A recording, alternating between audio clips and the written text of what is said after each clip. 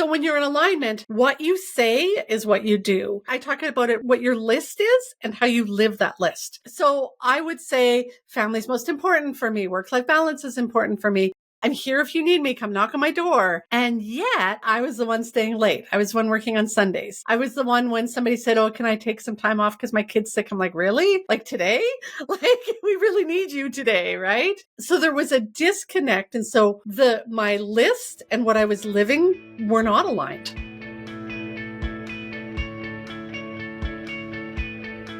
Welcome, everyone. I am so excited to be here today with Kathy Archer. Kathy, you were one of my first friends, I feel like, when I started my coaching and consulting practice. We connected really early on, and I've always appreciated the content that you've put out and the way you think about coaching and leadership. So I'm so excited to have you here today. Tell everybody a little bit about you and your work, and particularly what brings you to the conversation today. Yeah. I think you were one of the first guests I had on my podcast when I started my podcast, Mallory. So it feels full circle to come back here and be on your podcast. So yes, I am a leadership development coach. I help women leaders in the nonprofit who are drowning in their work, full of that self-doubt and feeling like they're having to carry that all on their own shoulders. Like, oh my God, I just, it's all on me. And I help them build their confidence, set boundaries, and take back control of their leadership and life. And the work that I'm doing really has started to look at how do we do that? And I think part of it is skill development, and we're missing the skill development of leadership in the nonprofit sector. We move up the ranks from frontline into leadership without the leadership training. But part of it is also that we've not been taught how to lead from our feminine nature, from as women, where we've learned to lead through masculine role models, from old white guys who wrote leadership books 60 years ago. And so that's what has brought me to write the second of my books, Character-Driven Leadership for Women, just to start to look at how do we lead authentically. Okay. So let's just start right there. What are some of the key components of becoming a more authentic leader? Figuring out who you are. Okay. So we start our career, our lives, let's start junior high. We're trying to find ourselves and figure out who we are. But then we get into college or university and we're trying to figure out what's the right way to get our career going. We get the kids, the house, the job, and we conform to society and we sort of lose sight of who we are. We think there's a right way to show up, right? I think about my own leadership journey, and I very quickly learned you can talk about your kids a little bit, but not too much. And certainly don't talk about crafts or painting or that kind of stuff or what you like to read. Or, I learned that there was, you talk about politics and you talk about the contracts and you talk about maybe golf and going to the right vacations. I didn't take the right vacations either. Camping in a tent trailer wasn't quite the same as what everybody else was talking about. So I quickly learned there was a right way to do it. And you lose sight of who you are. So it's figuring out what are your strengths, your gifts, your talents, what do you value, and what do those values mean to you? How do you use those values to make informed decisions, to lead in this mission-driven work that we do? Okay, so for folks how do you recognize, let's say you're in a leadership role and around you are a lot of people saying that you're a great leader, but maybe you're hearing this and you're feeling like, well, maybe I am being a great leader that other people want me to be, but am I really realizing my leadership potential or being the authentic leader that I want to be? How do people start to, what are some things that people might notice in their daily experience or in how they're feeling or friction in their environment that might illuminate that there's perhaps some incongruencies here? Yeah. Friction's the key word. It feels icky. You literally feel it in your chest and in your stomach. You start dreading going to work. You come home at the end of the day and it's like, oh, right? You just don't feel yourself. You've probably felt this when we used to work in the workplace all the time. You come home at the end of the day and you want to just take off work and just be yourself. And when you start to really feel like you're not being yourself at work, that's a sign. It's the thoughts in our heads, that train of thought, oh my God, just get me through this meeting. Just get me through this next week. Oh, if I have to do this one more time, right? It's that ickiness that we feel that tells us something's off. And so while we meet the deadlines and we hit the targets. And that's what happened for me, Mallory. Well, I had two big leadership lows that I talk about in the book. But the second one, I had done really well. I had started to really grow my team and we got this really big contract. And it stretched me and the team beyond what we could do. And so I started to slip in what my staff told me was my integrity. Twice on performance reviews, they said, Kathy's not in integrity. And I'm like, what does that even mean? Like, I'm doing the things. We got this big contract. We're meeting all this wonderful stuff. How can I not be in integrity? And why is my staff pissed off at me? Like, what's going on here? And so that was one of the big signs. Okay, so you talk about alignment in the book, which is like one of my favorite words Yes. and things to say. So talk to me about the relationship between alignment, like finding alignment, and what you were just saying about integrity. Are those the same thing? Are they different? How? Let's go there. Yeah. There's an image in my book and it's like two lines going like this. So when you're in alignment, what you say is what you do. I talk about it, what your list is and how you live that list. So I would say family's most important for me. Work-life balance is important for me. I'm here if you need me. Come knock on my door. And yet I was the one staying late. I was the one working on Sundays. I was the one when somebody said, oh, can I take some time off because my kid's sick? I'm like, really? Like today? Like we really need you today, right? So there was a disconnect. And so my list and what I was living were not aligned. Okay. All right. I want to get into this a little bit. You have this other chapter or part of your book, part of chapter 1, I think, and the subtitle is What Do Emotions Have to Do with It, I think, or something like that. What do emotions have to do with it? And so you're talking here about some uncomfortable feelings that are likely happening when you're out of alignment and all the different things that you're talking about. And one of the things that I've been exploring a lot, and I do this in my book too, is like how we identify the difference between discomfort that is coming from a place of pushing ourselves into more alignment, but perhaps we're making a decision in the moment that we're not people pleasing or we're doing something else that makes us uncomfortable, but it really is in integrity. It really is in alignment with who we want to be, but we still feel uncomfortable and we shouldn't run away from that.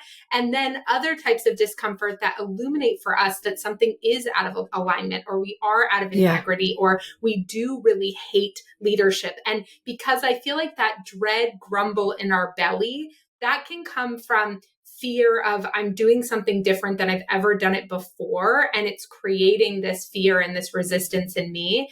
And it can feel very similar to the dread and the discomfort of like, this isn't for me. So talk to me about how you help folks navigate that nuance. Yeah. So first, the book says repeatedly, self-reflection is the key to character development. You have to do the self-reflective work to figure out what that is in the pit of your stomach. Second, we spend most of our time, especially as women leaders, trying to shut our emotions off.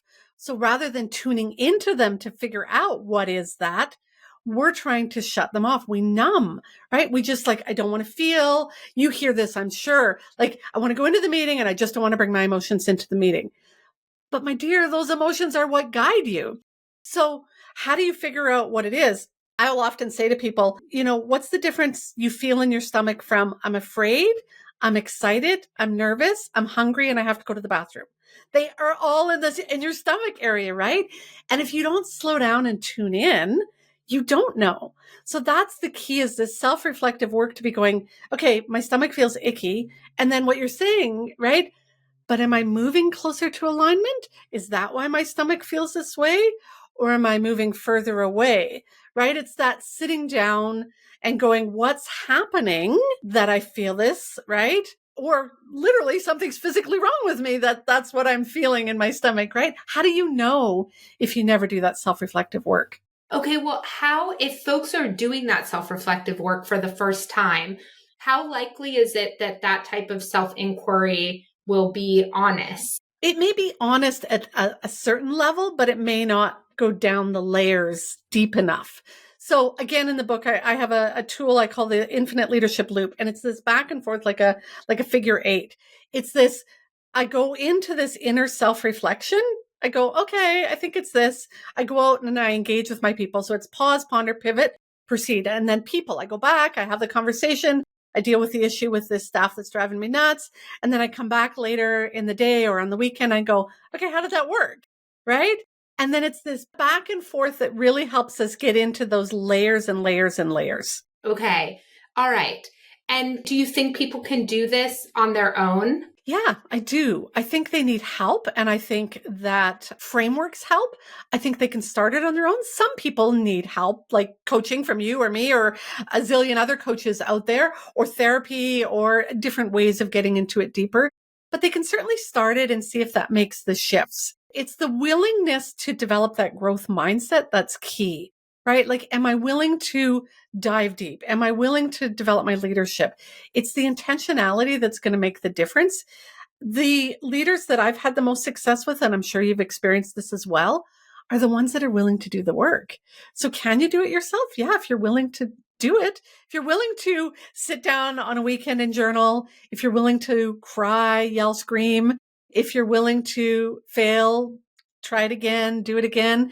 Yeah, you can do this. You and I both have seen hundreds and thousands of women that have done it. Yeah, I mean, what's coming up for me, like, as you're talking about this is, we say that term a lot, do the work. And I feel like when I think about what that means is like, a big part of that is being able to look at ourselves and being able to look at the unshiny parts of ourselves. And, it's been interesting. Like, I've been reflecting a lot lately on my own leadership journey and ideas of self-confidence or self-efficacy. And I've thought a lot about how much more self-confident I feel while I'm so much more aware of all of my shortfalls. It's not because I think I'm perfect. And actually, I'm so much more aware of all of my imperfections than I was 10 years ago, 15 years ago, when I had so much less confidence.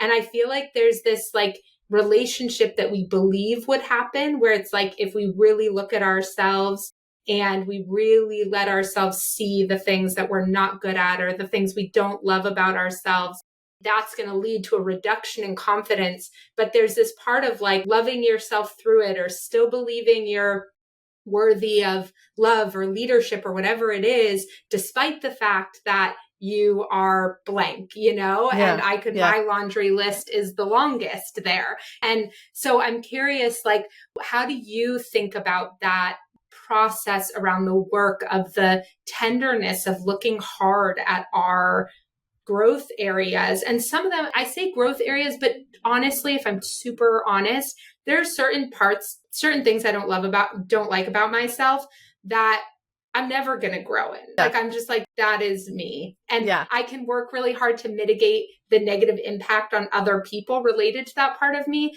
But like, it is at the core me. And so not all of it are also like things that are on my like growth list, right? Yeah. And so, but how do we hold that? How do you see leaders be able to look at those things, love themselves through it, accept themselves through it, and the role that plays in building this version of them being the leader you're talking about? Yeah. When you were first starting there, it made me think of that post that's going around about what does sit with it mean? And there's the chair and right. I talk about that when those emotions come, they're hard emotions.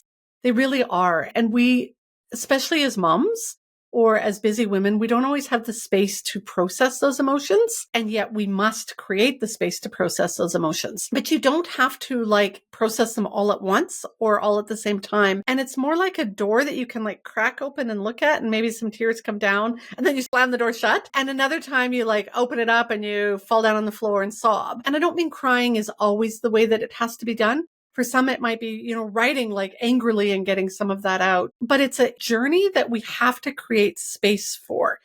And so if that's going for a drive and screaming in the car, go for a drive and scream in the car. Don't do it in front of your kids, right? I used to leave at lunchtime and I would drive up this hill and I would sit there at lunch and deal and process. I would go for a walk and process some of those and try and always have enough time to clean myself up before I got back to the office, right? But when that wasn't the case, I might get up after everybody went to bed, which I know we need our sleep and I'm such an advocate for sleep. But if that's the only time you can process some of it, you need to create space to process it. And it's a journey, not like a one and done. Okay, so talk to me about that piece around readiness, because I feel like this was something I also really tried to get across in my book, right? That this is a journey, this is a process, this is not a one or done thing, but there is something about writing a book that has a beginning and an end. And, and we have other courses and programs that have those feelings too. And so I'm curious, like, how do you help people kind of hold that balance in terms of what you were saying at the beginning, that like they're disconnected from their authentic self? And so they're waiting for maybe this moment of like complete reconnection, but it doesn't really work that way, right? It's like this reorientation sort of connection. So talk to me about how you encourage people to hold that process. By creating goals and short-term goals. So we often create these like year-long goals. And I'm like 3 months, and don't ever have your goal be finished, make it messy and always in draft. So the goal is evolving, right? And in that goal, you're creating things that you're working on around your character, which isn't what we're usually thinking about goals. So if I was learning initially when the staff told me I lacked integrity, one of the first things I needed to do was understand integrity. So the goal for that 3 months was simply like, go to the dictionary and look up integrity, figure out what integrity actually means. And then when I realized it had to do with lack of alignment with my values, I'm like, so what are my values? That was that next step. Okay, what are my values and what do they mean and how do they show up? And so I talk about creating your own curriculum. Like, what are you doing and how are you learning it? And creating those goals that you're working on every single week. And back to self-reflection is key to character development. I talk about the mandatory weekly review. You have to come back every week, 5-10 minutes. It doesn't have to be like this big thing where you're like, okay, I'm working on being more compassionate, or I'm working on having more patience, or I'm developing this ability to forgive and forget sometimes, or forgive. So what am I doing this week on that?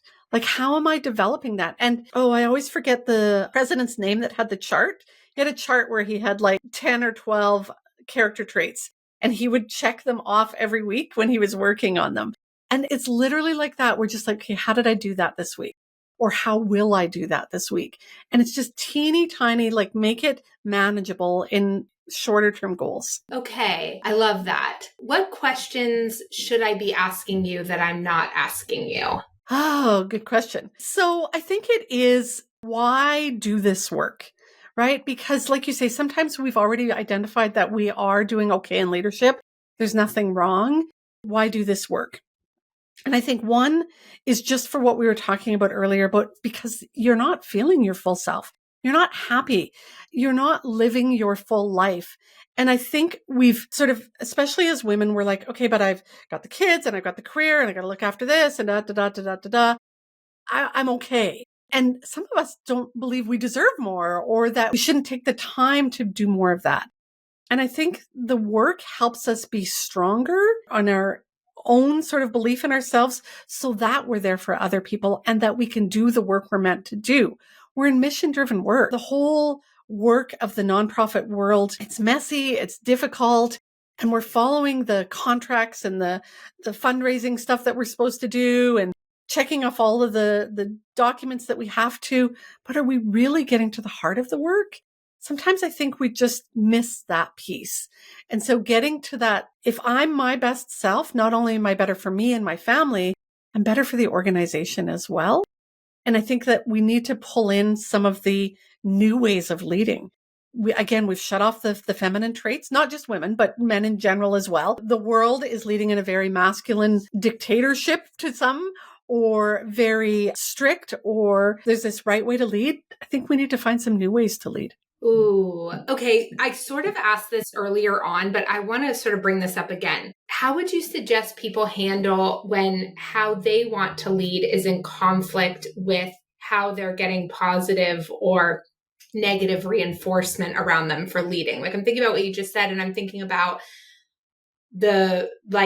how we wrestle with that alignment internally, but then there's this whole external component that's happening, right? And so what if your board of directors does want that masculine feeling leadership? Like, how do you navigate this? Delicately, slowly, compassionately, with grace. Again, I think it's a journey because I think first you have to identify totally unhappy with your leadership style, but it's not as much as you can be. It's not fully you. And so when you can step back and kind of go, okay, so if I was leading in the way that feels most aligned with me, feels like I'm using my strengths, then what impact could we have compared to what we have now? Right. And so then when you start to look at that, I think what happens is you start to show up more confidently. You actually start to have more impact. And while it may take other people a little bit of time to come around to it, sometimes they will start to go, oh, that is what we need. Other times you find that there's not an alignment and it might be time to move on. And maybe you kind of knew that, but weren't ready to admit that.